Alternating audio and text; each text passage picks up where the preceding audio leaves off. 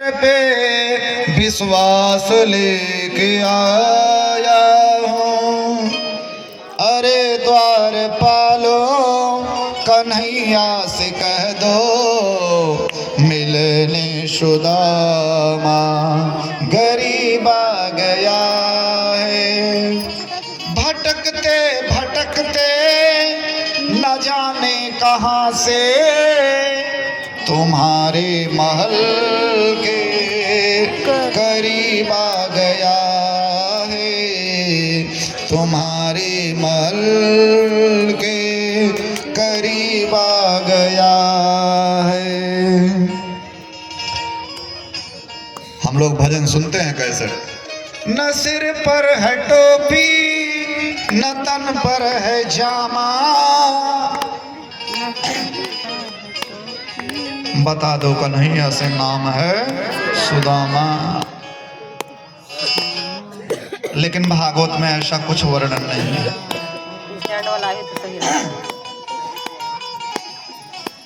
द्वारपाल ने रोका नहीं। हाँ, द्वारपाल ने एक चीज है जरूर, अपने मन में कुछ नेगेटिव सोच आई थी। द्वारपाल ने यही सोचा कि भूखा ब्राह्मण है और भोजन वोजन मिला नहीं, गरीबी के मारे दिमाग खराब हो गया है, इसका पगला गया है पंडित, और ऊट पटांग बोल रहा है कि कृष्ण हमारे मित्र हैं। तो द्वारपाल ने बड़ी विनम्रता से कहा, सुनिए पंडित जी, अगर मैं अभी आपको अंदर लेकर के चलूं तो हमको दंड नहीं मिलेगा, हमको पुरस्कार मिलेगा। लेते नहीं, जा करके यही इतना कहो भैया कि आपके बचपन के मित्र सुदामा आए हैं, अगर बुलाएंगे तो भैया ठीक है, नहीं तो वापस लौट जाएंगे। भैया जा करके यही इतना कह दो कि आपके बचपन के मित्र सुदामा आए हैं, अगर पहचानेंगे भैया तो हम मिल लेंगे, नहीं तो वापस चले जाएंगे। भागवत में वर्णन है, द्वारपाल गया है और यहीं पर कवि ने वर्णन किया है। द्वारपाल ने जाकर के बताया, हे महाराज, आज दरवाजे पर एक ऐसे पंडित खड़े हैं। भागवत में तो वर्णन है कि भगवान जैसे देखे, 7 का महल था, भगवान चट्ट दे देखे पट्ट दे कूदे और तट दे भगवान सुदामा को गले लगा लिए। अरे दोस्त कहाँ मिल गए। लेकिन ठीक है, जहाँ न जाए रवि तहाँ जाए कवि, जहाँ रवि नहीं जानते हैं वहाँ कवि पहुँच जाते हैं। तो ये भक्तों का भाव है। कभी सोचता है ना कि दरबार लगा हुआ होगा, कृष्ण बैठे हुए होंगे, दरबार इस तरीके से गया होगा, तो कभी अपने एंगल से चलते हैं। तो वही हम लोग प्रचलित कविता नरोत्तम दास जी की सुने हैं।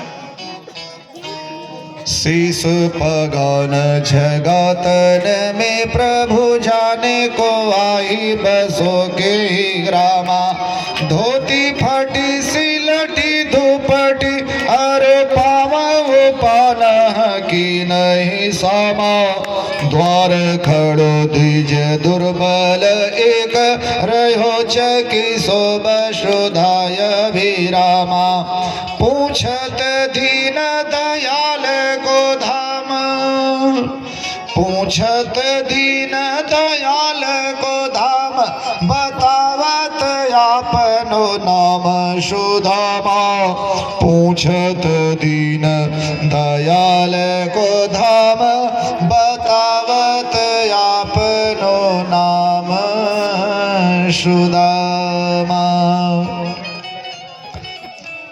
श्री सुखदेव कहते हैं, हे राजा परीक्षित, सु शब्द सुनते ही भगवान खड़े हो गए और दामा शब्द सुनते ही भगवान मोहन लगाया गले से, सुदामा को मोहन लगाया गले से, सुदामा को मोहन।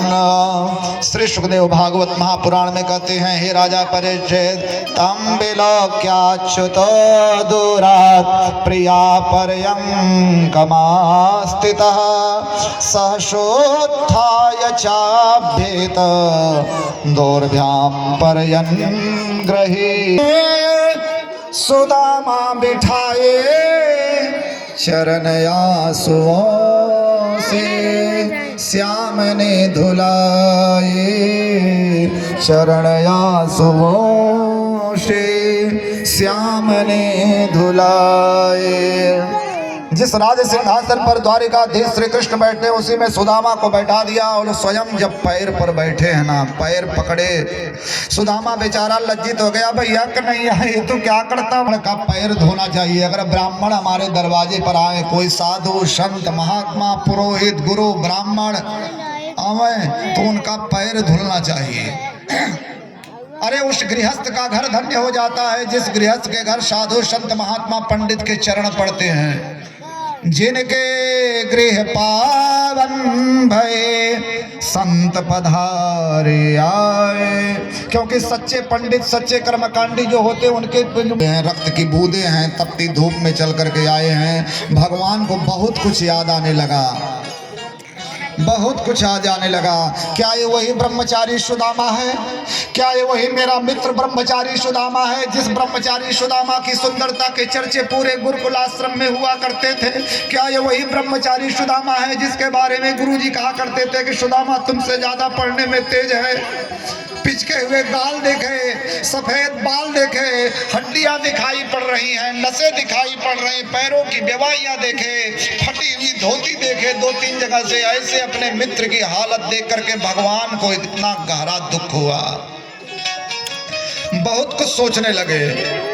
ऐसे पग जाल बिवाई ने सो प्रभु कंटक जाल लगे पुनि जोए, हाय महा दुख पायो सखा तुम आये तना की दीन खोए। देखी सुदामा की दीन दशा करुणा करी के करुणा निधि रोए। पानी परात को हाथ छुयो नहीं, पानी परात को हाथ छुयो नहीं, नैनन के जल सो पग धोए। पानी परात को हाथ छुयो नहीं, नैनन के जल सो पग धोए। दया निधान करुणा निधान भगवान इतना रोए, इतना रोए, इतना रोए कि पानी की जरूरत ही नहीं पड़ी। भगवान के आंसू गिरने लगे। बंधुओं, भगवान के लिए अगर कोई सबसे ज्यादा रोया है ना, सबसे ज्यादा अगर कोई भगवान के लिए रोया है तो वो राधा रानी थी। राधा जी कृष्ण के लिए इतना रोई हैं, इतना रोई हैं। राधा जी कृष्ण से इतना प्रेम करती थी, इतना प्रेम करती थी कि उस प्रेम का कोई हिसाब नहीं लगा सकता है।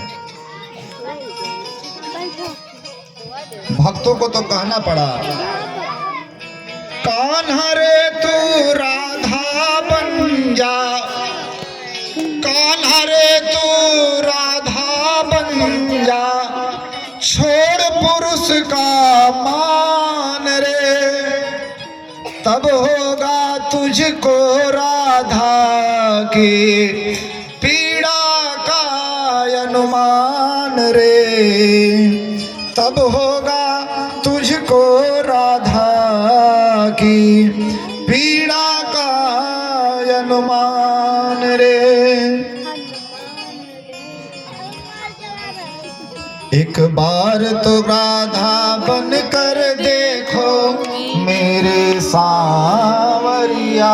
राधा जी कृष्ण से बहुत प्रेम करती है और कृष्ण के लिए बहुत रोई है। किसी कवि ने कहा जितना राधा कृष्ण के लिए रोई होंगी उसके 1000 गुना ज्यादा आज भगवान सुदामा के लिए रोए हैं। क्यों रोए? उसके आने से रोया, उसके जाने से रोया, उसके आने से रोया, उसके जाने से रोया। यार के आगे अपनी शान शौकत पे रोया, यार के आगे अपनी शान शौकत पे रोया। इतना तड़पा तड़प जैसे परवाना के लिए, इतना तड़पा तड़प जैसे परवाना के लिए, कन्हैया उतना रोया रोया है सुदामा के लिए। जितना राधा रोई रोई कान्हा के लिए, जितना राधा रोई रोई कान्हा के लिए, कन्हैया उतना रोया रोया है सुदामा के लिए। कन्हैया उतना रोया रोया है सुदामा के लिए। और जिस समय भगवान सुदामा के लिए रो रहे हैं, बैठो वीडियो देखो। रुक्मणी जी आश्चर्यचकित हो गए हैं। इस पे बैठो जाओ। कुचेलम मलिनम क्षामम, वीडियो बनता सही से बैठो। कुचेलम मलिनम क्षामम द्विजम धम मनुष्यतम देवी पर्यचर साक्षात् चामर व्यजनेन वै।